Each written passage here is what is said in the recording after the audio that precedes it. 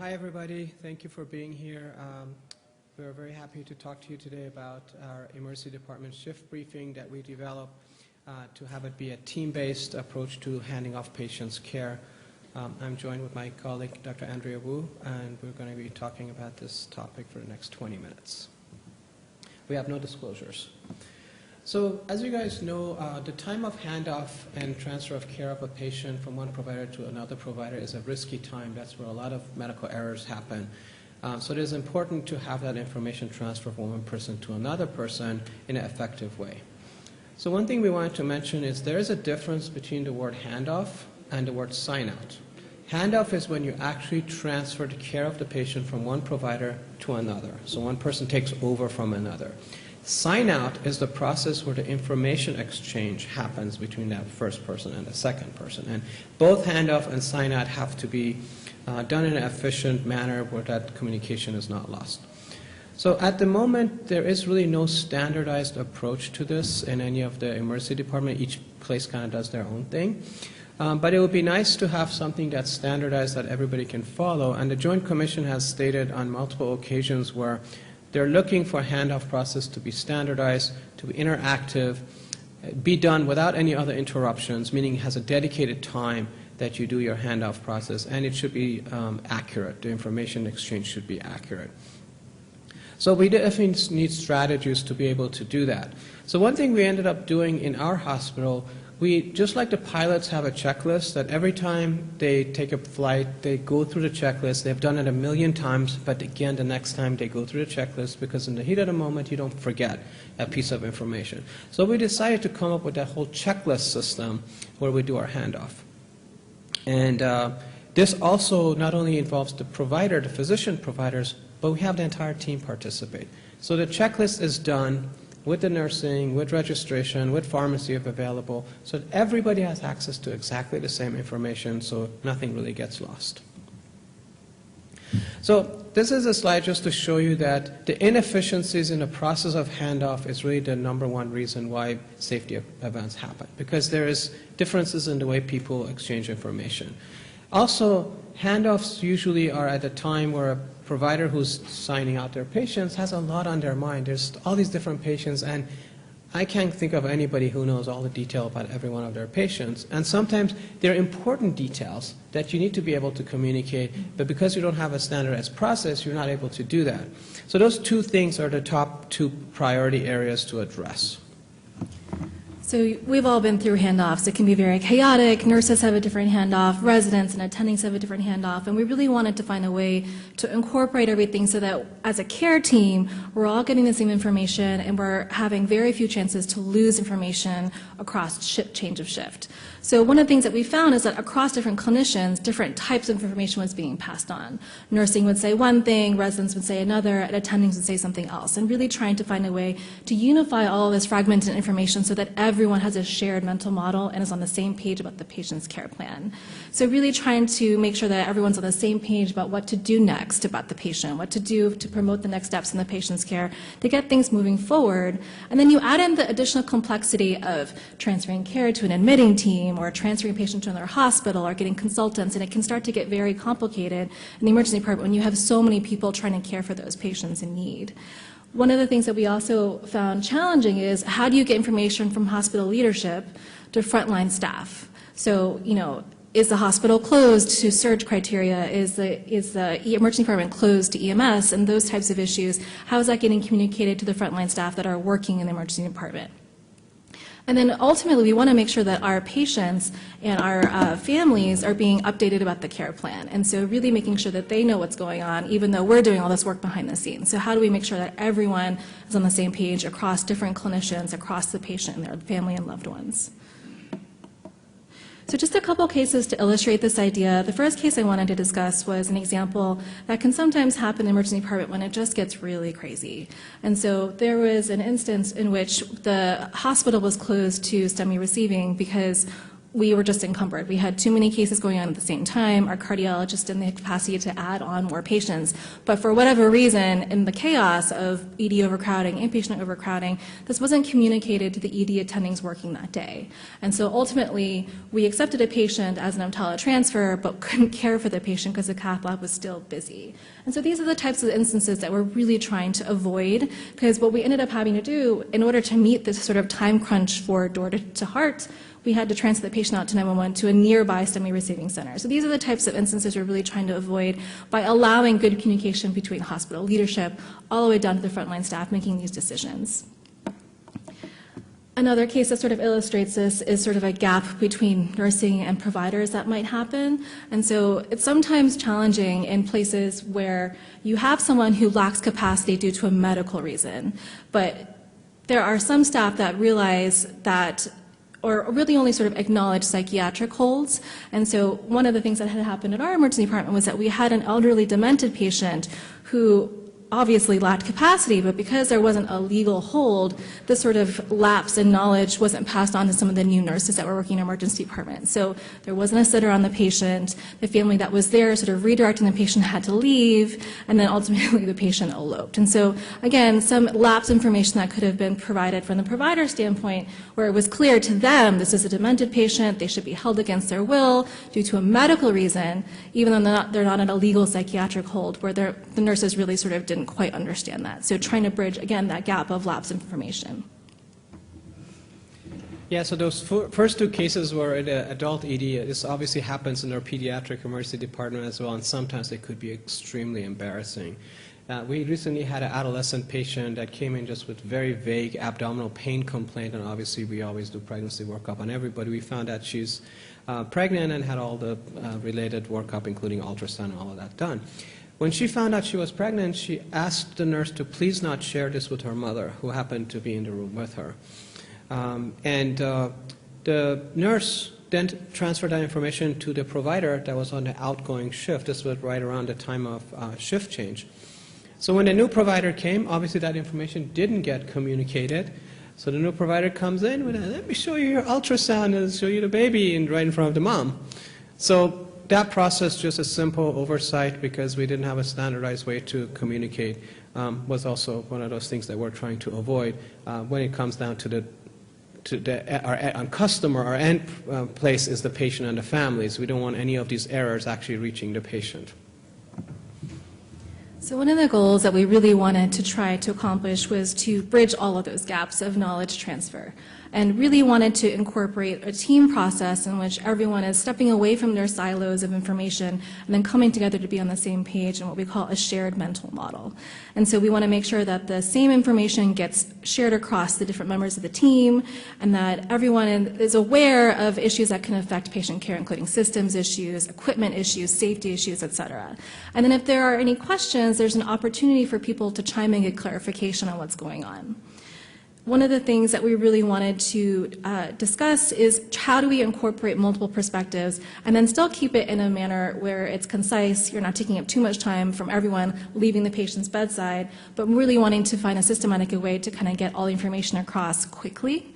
And so briefings really is something we wanted to try to keep short and concise.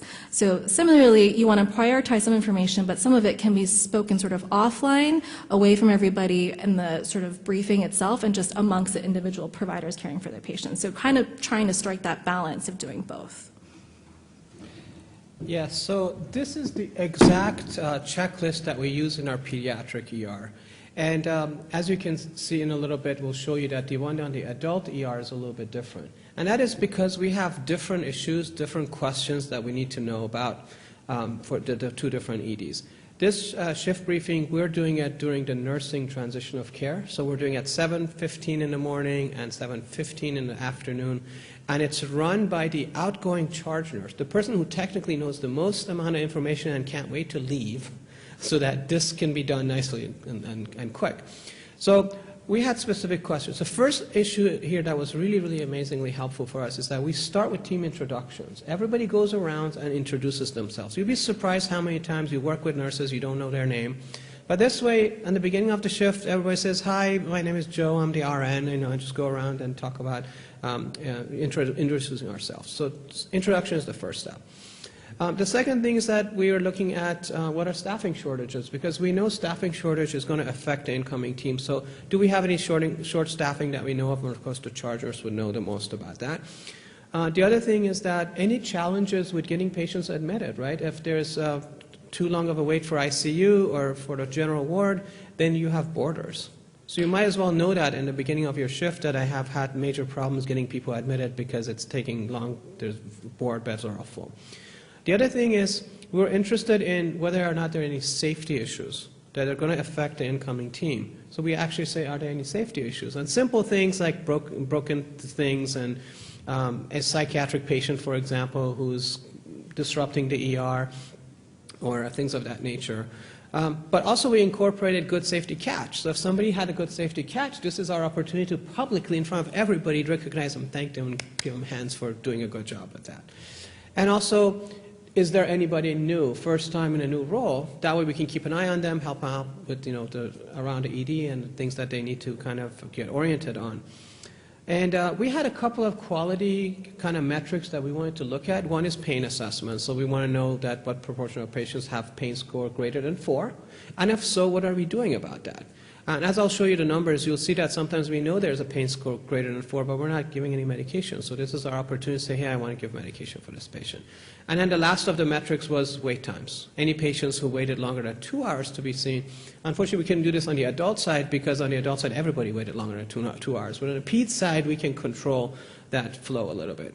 And we have basically a census number. What is the census of the ER? What's the census of the waiting room? What's the census of the different floors? So have a sense of what is the congestion in the system, right? What's the burden on the system? And then we go around and talk about each patient with the sound, mnemonic, subjective, objective, upcoming task, nursing input, and double check. And then the last questions after that is, who's the sickest patient from this handoff? So we know exactly who's the one that needs attention. The other question is, if we need the room, which patients can actually leave the room? Because the room and the bed are not really promised to a patient. They're part of the process. And if we needed room for a more sick patient, that patient can go back to the waiting room.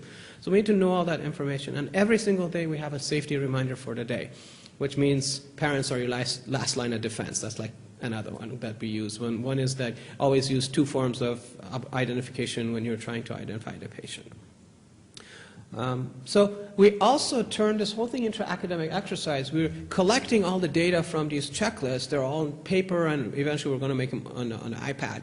So we actually collect data and find out what's going on with our patients. So we were able to identify that around 20% of the times we have actually staffing shortage. That helps us talk to nursing leadership about staffing and not to float our nurses to other places, because 1 out of 5 chance that we're actually short already, right? Issues with admission, but the biggest one is equipment problems. About half of the times we have something that doesn't work. And that's an important thing to, again, put on the forefront of our initiatives to bring up to the leadership of the hospital. So that is the information that we kind of could gather from that. We also looked at the safety issues by themselves and say, what exactly are these safety issues that people bring up during handoff? And it turns out, unfortunately, the great majority of them hover around psychiatric patients and patients who are one way or another aggressive and combative. The problem with that is that, first of all, most of us ER-trained physicians aren't great at taking care of psych patients because we don't really get much training about it. We actually don't like it. We don't know what to do with it. The other thing is that these patients often require additional resources. They need a sitter. They need hold orders. Sometimes we call in our place code gold, which means that you got security and everybody involved, and that really slows down your ED operation, so they're really a burden. And every time, pretty much, on the shift briefing, this stuff comes up, especially when it's a season for psychiatric visits. And the rest of them are listed there, and you can see they're not encountered as frequently. So this is our checklist for the adult side, and you can see that the format is quite different. On the adult side, we have fewer beds, and we need to see the volume of patients that check in. And so, unfortunately, we have more waiting on the adult side. So a lot more of the focus here is going to be on both ED and inpatient overcrowding, and then whether, and sort of monitoring those things, we meet inpatient surge criteria, where we are supposed to, really release the back end, right? The back door is clogged, so how do we get that to be something that becomes more streamlined? And so really identifying the components to each of those criteria.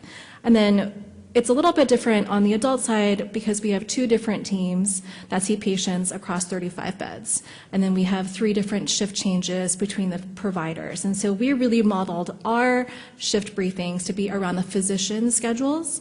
And then it's led by, instead of the charge nurse on the peds side, it's led by the senior resident sort of running the board or the attending in charge of the whole team. And so we have one for each shift for morning, evening, and night shifts. Similarly, we also still address things such as pharmacy shortages, especially in the wake of everything that happened with Puerto Rico. We had a lot of medication shortages that affected patient care. We really wanted to make sure that was communicated in our pharmacy report. Similarly, if there were equipment issues, if that airborne isolation room was broken, making sure that we're not putting in TB rule-out patients in that room and exposing people. And right now, a big focus is making sure we have the isolation rooms necessary for the measles outbreak that's happening. So really identifying sort of the challenges that can affect all of patient care across safety and equipment issues as well. So similar in some sense, but then catered to the needs that are a little bit different on the adult side. One of the other challenges we found is that we really want to make this briefing last 5 minutes because I don't want to take the nurses and the providers away from the bedside any longer than that. And so the challenge was, how do we get these really sort of complex patients in the adult ED communicated in a way where you could talk about all 25 of your patients in 5 minutes. And so we really tried to come up with a script to make it as concise as possible. So we really wanted the resident or the attending to lead off with their initial concerns and diagnosis, talk about the next steps, and then if there are any disposition issues, et cetera. And then I'll give the opportunity for the nurse to chime in for any additional information they might have received as well. And then an opportunity for everyone to sort of ask questions and clarify if there are any issues that are ongoing. And so we wanted to come up with some scripting to help guide residents and the nurses to how to do this in an efficient manner. And some of the things that we've learned so far, so we collected about 1 year of data, which is about 950 briefings that were submitted, and we were able to really get some interesting information. And because we were able to do this based on time of day, based on the season, and based on information sort of based on ED and inpatient overcrowding, we were really able to kind of put together some interesting graphs here, which I'll show you some of the highlights. So the first one is, let's see, for shift briefings, we were pretty good about doing them consistently. You can see that morning, evening, and night shift had a pretty good amount that were documented. It's a little bit harder to do on the evening shifts because we tend to be the busiest. So this is one area where we wanted to focus on improving because we really need those shift huddles when you're the busiest because that information becomes very chaotic and can be lost. So trying to improve sort of the consistency there. But overall, we did a pretty good job. The next one was identifying staffing shortages. So we were short about 17% of the time. And so how do we use this information to address anticipation of staff needs in the future? And so having this information based on time of day, based on season, could potentially be something we can act on in the future. So similarly, you can see here our surge criteria is when we have both ED and inpatient overcrowding. And about, let's see, 5% of the time we were in surge. So this is some information that kind of gives us an idea of how bad the entire hospital was doing in terms of capacity and flow. And the last one on the bottom right gives us some information on what our waiting room census is like. And so you can see it ranged anywhere from an average about 20 patients all the way up to 80, 90 when we're really severely overcrowded. And so this is some really useful information we can use for process and quality improvement tools moving forward in the future. So NEDOX is our measure for ED overcrowding, and you can see depending on the day, it can be quite variable. Our median tended to be around 120, but it could be as bad as 200, which is when we tended to need to close to EMS. So some information here, again, helpful to have based on the time of day and season, et cetera. This is the inpatient census. So in our hospital, the median was about 300 for inpatient census, but you can get a sense of times when it's not that busy and times when it's really overcrowded. And then having sort of scatter plot information gives us a sense of what we can do in the future. I think one of the things that was really striking for us was how much we were boarding patients. So this top right kind of scatter plot shows that on average, we were boarding 8 to 9 patients. That's almost 25% of our ED, and really highlighting this to show to hospital administration boarding is not an ED problem, it's an inpatient problem. We need to work on this together, and to show them that we were losing 25% of our beds in times of severe ED overcrowding was something that we really wanted to highlight and address. So having this data from our shift briefings was, again, something we could act on in the future. And similarly, for admissions, on any given time, and patients checked into the adult emergency department, we had about 5 admissions waiting. So potentially from this, we were able to identify a separate area in the emergency department where these boarders could go and try not to use up as many beds during those times. So it's an iterative process. You know, we've gone through different versions of this, and based on the information we needed to gather from the shift briefings, we can kind of change and cater what's going to happen in our actual scripting and templates on the checklist. So we really wanted to improve the sort of siloization that happened amongst different clinicians, between the nurses and providers, and even then from residents and attendings, and making sure the same information gets passed on. We really wanted to include nurses more often, and we found that this actually increased morale among staff overall. You're learning people's names, you're stepping away from each other's dock boxes and nursing stations and actually meeting everyone and having more face-to-face about the patient's care plan. So it seemed to be better not only for patient satisfaction, but also for provider and nursing satisfaction as well.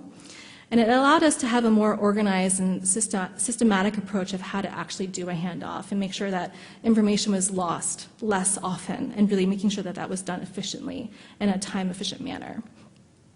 And again, really focusing on things that affect everyone in the emergency department when you're working, and then having an opportunity to talk about staffing and capacity issues, which again comes up in the emergency department when you're just really overcrowded.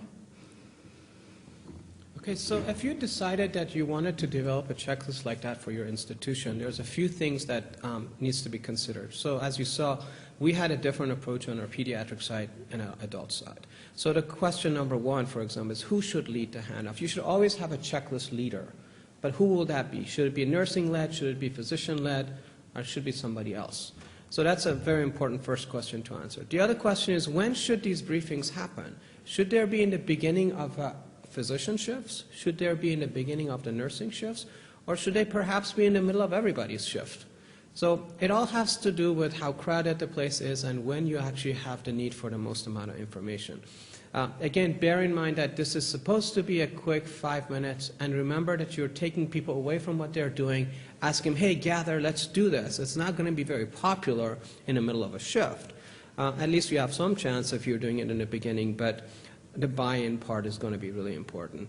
We just talked about how long it should take. It really shouldn't take more than 5 or 6 minutes. If it takes only 1 minute, then you don't share enough information. If it takes 20 minutes, it's cumbersome. It's going to lose a lot of people, and you're not going to be able to sustain it in the long run. We need 79 days for something to go on before it becomes culture. So can you last 79 days in a row before people start saying, okay, fine, that's part of what we do? Okay? A lot of times for residents, our residents, at least in the beginning, were thinking, you know, this eats into our education time, why are we doing this? So technically speaking, this 5 minutes could be education because it teaches you a lot about ED flow and efficiency and throughput and what challenges you're going to see. It gets you really the big picture that we don't really teach a lot otherwise. So this is a unique opportunity to get people into understanding this. And of course, the buy-in includes the hospital administration. You need to have buy-in at all levels. So in conclusion, our briefing checklist really created a standardized way of passing on real-time information across everyone on the team. And we really wanted to include as many people of the care team as possible to, again, reduce that siloization of information. And then it provided us a way to really unify fragmented information that was happening at any given time in trying to care for a patient. Similarly, we really wanted to give staff an opportunity to get clarification if needed and be on the same page about the patient's needs moving forward. This is something that is customizable to the ED that you work in, to the environment that you work in, and something that can be an iterative process so that you can build data and information from this tool to continue process improvements across your hospital system, across your emergency department. One of the things that we do want to focus on in the future is allow this kind of time to focus on publicly recognizing team members for doing a good job. So catching good safety concerns or patient concerns and things like that. So really using this to kind of, again, boost morale as well as passing on communication efficiently. So with that, we'll take any questions if there are any.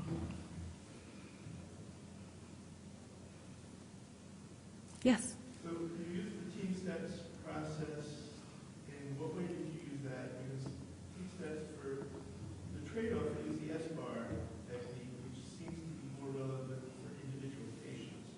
but could be expanded to the whole ED. Mm-hmm. This looked like more of an assessment to the whole ED rather than the individual patient level.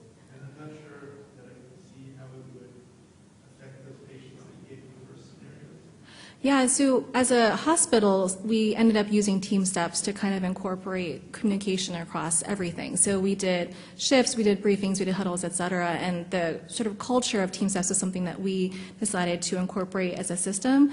In our talk, we really wanted to focus more about the ED checklist and bringing together different team members and really trying to prevent the lapse of communication. So one of the things that we found really useful was to bring information that the nurses had and the providers had and hospital administration had. Because I think everyone had different pieces of information about potential hospital capacity issues and closures. And the nurses might have different information about what's going on with the patients, transportation issues, social family issues that weren't necessarily being communicated or identified by the providers. And sort of bridging all of those gaps was something that we found really helpful in the 5 minutes of having everyone in the same room.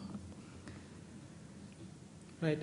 Also, we started this checklist before our hospital started participating in Team Steps. And as a matter of fact, the Team Steps leaders came down and looked at our checklist and said, okay, I guess that suffices for what we're going to do. You guys are already ahead of the game and just go. So it wasn't, the Team Steps doesn't require a checklist, doesn't require us to actually collect data around it. It's just a verbal kind of a process. So we actually did a couple of steps better than that by creating this. We used the sound mnemonic that I mentioned, the subjective, objective, as opposed to S-bar. A lot of times the S-bar and the I-pass and those kind of things really don't work well with our system. So the sound mnemonics is one of the things that kind of works really well and actually allows residents to give like one-liner, that the one-liner is the most important thing you should communicate about that patient, and that's what this spirit of that is. So yeah, it's in, as Andrea said, it is in conjunction with what the requirement institutionally with the Team Steps are, but it was basically developed outside of this participation with Team Steps. They just they just accepted it as compliant with Team Steps, basically. All right. All right, Thank you very much. Really appreciate it, guys.